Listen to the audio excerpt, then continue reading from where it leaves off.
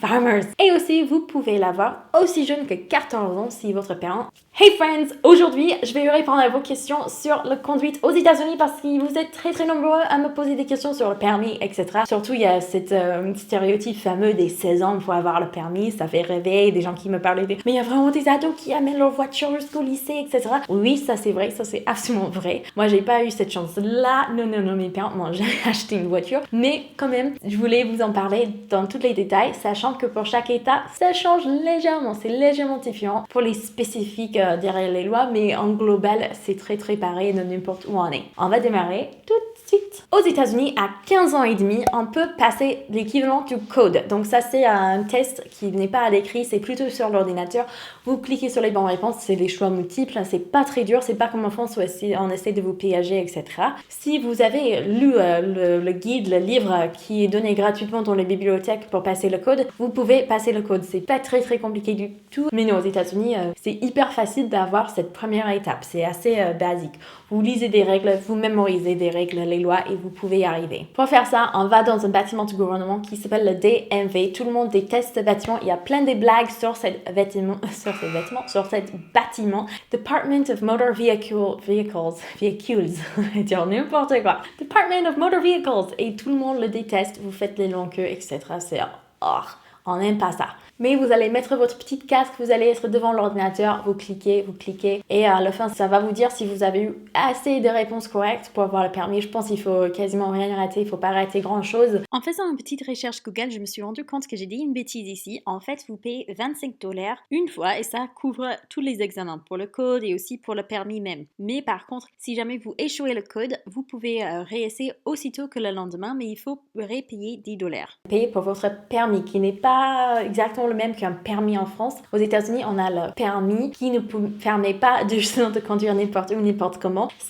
Aucun permis fait ça, mais vous voyez ce que je veux dire. Pour the driver's permit, c'est pour les élèves, les personnes qui sont en train d'apprendre et il faut être accompagné à tout moment par un adulte qui a son permis justement dans la voiture qui a plus de 21 ans. Et puis avant de passer le vrai permis, en général, parce qu'il y a des exceptions que je vais vous expliquer à la fin qui sont plutôt, je pense que ça va faire flipper certains Français, vous avez le droit de passer le vrai test pour avoir le license, donc la licence de voiture, au moment où vous aurez eu 16 ans. Donc en général, si vous passez à 15 ans et demi pile, ça vous donne 6 mois pour pratiquer, pour passer les cours, etc. Donc les cours sont très souvent donnés par l'école. C'est presque de partout, sauf pour dans les petites villes, les petits bleds perdus. Donc vous faites vos heures. Souvent c'est moins si vous avez les heures déjà à l'école, mais il faut en plus de l'école, les heures que vous faites là dans les cours, etc. Il faut avoir des heures supplémentaires en plus avec vos parents. Et il faut aussi passer ces cours, les réussir.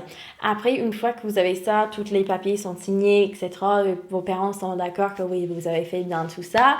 Vous pouvez passer encore au DMV, l'endroit où tout le monde déteste. Vous pouvez prendre votre examen. Moi, j'ai échoué la première fois que j'ai essayé de le passer parce que cette DMV en particulier, ils étaient connus pour faire ça. En fait, ils faisaient échouer tout le monde sur le premier coup parce que c'était un peu leur truc pour que les jeunes le prennent au sérieux, la licence. En fait, ils faisaient en sorte que tout le monde échoué. Finalement, c'était un truc où au début je me suis dit non, ça doit être juste que j'étais nulle. Et j'entends les gens dire ça parce qu'ils sont aussi déçus qu'eux ils ont pas eu sur le premier coup. Et puis après, non, la DMV c'était carrément fermé. Ils ont fait un contrôle et tout et c'était mal passé pour eux. Du coup, c'était pas que j'étais folle, c'était qu'il y avait un problème. Quand je suis allée, il y a un moment où il faut faire j'ai oublié comment ça s'appelle. Faire le creux. Vous savez, il y a deux voitures, il faut se garer entre les deux voitures.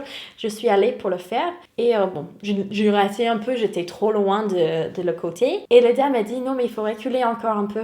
Et je dis bon, il n'y a pas vraiment la place pour reculer. Elle me dit si il faut reculer. Donc j'ai reculé et bien sûr j'ai reculé, j'ai tapé les petits parce que c'était pas entre les vraies voitures, c'était entre les petites cônes, des cônes oranges comme vous voyez dans les films. Et ils utilisent vraiment ça. Donc j'ai tapé un de ces cônes juste doucement et elle me dit ah vous avez échoué, c'est comme si vous avez tapé une voiture. Et j'étais là genre mais j'ai suivi vos directions, vous m'avez dit de le faire, j'étais tout énervée. Mais bon, la prochaine fois, j'ai passé l'examen. Elle était super tranquille, c'était la même dame, elle m'a pas du tout fait la même bêtise, parce que pour moi, ça c'est une bêtise de faire perdre le temps aux gens comme ça. Mais cette deuxième fois que je le fais, je vais pour faire le creux entre ces deux voitures. J'espère que ça c'est l'expression, sinon des gens vont me dire, mais Patricia, qu'est-ce que tu racontes? J'ai essayé de me garer entre les deux voitures, des fausses voitures qui étaient vraiment des connes. Encore, j'étais un peu loin du truc parce que j'arrivais pas à le faire. Mais elle me disait disait, franchement, c'est pas grave du tout. Hein. Vous allez avoir besoin de faire ça seulement si vous habitez en Europe ou un truc comme ça. Du coup, c'est pas nécessaire de savoir le faire.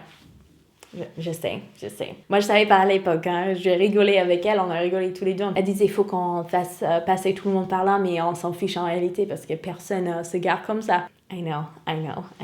Du coup, moi, j'ai eu mon permis à 17 ans. Je l'ai pas fait à 16 ans parce que je m'en fichais complètement. Je voulais pas avoir le permis. Je déteste conduire. J'aime pas les voitures. Je le faisais un peu parce que c'est un peu un droit de passage avant la fin de lycée, mais j'avais pas envie. Alors, pour les exceptions, donc 16 ans, c'est ça qu'on dit, mais vous avez plein de règles au début, les premiers 6 mois, le premier an de votre permis, par rapport au nombre de jeunes qui peut être dans la voiture, par rapport au fait d'avoir un adulte qui vous accompagne, s'il y a des jeunes en dessus d'un certain âge, des trucs comme ça. Pour éviter trop de bêtises, vous avez votre licence, votre permis de conduire c'est différent parce que c'est... Ok, bon, on va juste dire des mots américains parce que sinon je vais pas m'en sortir. Je sais que ça s'appelle un permis en français, mais pour les Américaines c'est la licence. Du coup on va l'appeler pour ne pas mélanger le truc que vous avez à 15 ans avec le truc que vous avez officiellement pour longtemps. Donc vous avez votre licence, mais vous pouvez pas faire tout et n'importe quoi. Et surtout au début, si vous faites des bêtises, si vous dépassez la limite vitesse, etc., si vous êtes arrêté par un policier, vous pouvez perdre beaucoup plus facilement votre permis qu'après quand vous êtes adulte. Vous avez beaucoup plus des règles et des contraintes. Ce qui n'est pas plus mal. Cependant, je sais que 16 ans, ça peut paraître très très jeune, mais il y a des exceptions. Justement, vous pouvez l'avoir plus jeune si vos parents travaillent sur les fermes, etc. Parce que si votre père est fermier, il a besoin de vous sur la ferme, d'aider, etc. pour pouvoir conduire les tracteurs et tout ça, pour aider justement avec toutes les tâches de famille. Souvent, vous pouvez avoir un peu plus tôt.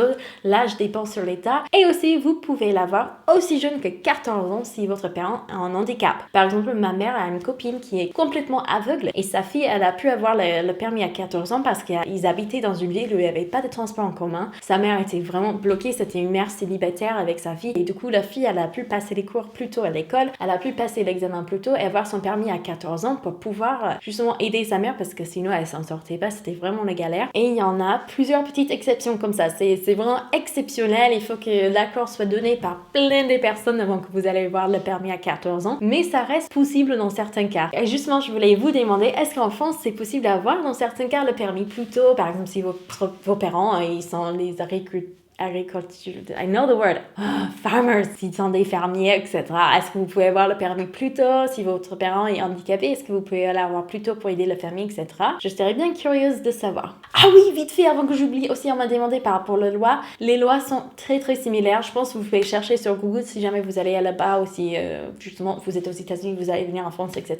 Il y a quelques petites différences, mais en global, c'est très très similaire. Il y a juste les affiches, c'est pas les postures, mais les signs qui sont un tout petit peu différents. Mais encore, ça c'est très lisible et vous pouvez voir l'affiche là, vous voyez le signe et vous pouvez plus ou moins deviner ce que ça veut dire. C'est pas très très compliqué. Et aussi aux États-Unis, dans certains États, mais pas tous, vous avez le droit de tourner à droite quand il y a un feu rouge s'il n'y a pas des voitures qui viennent dans l'autre sens en fait. Voilà, avec ça, je vous fais des très gros bisous, j'ai hâte de vous voir dans une prochaine vidéo. Ciao!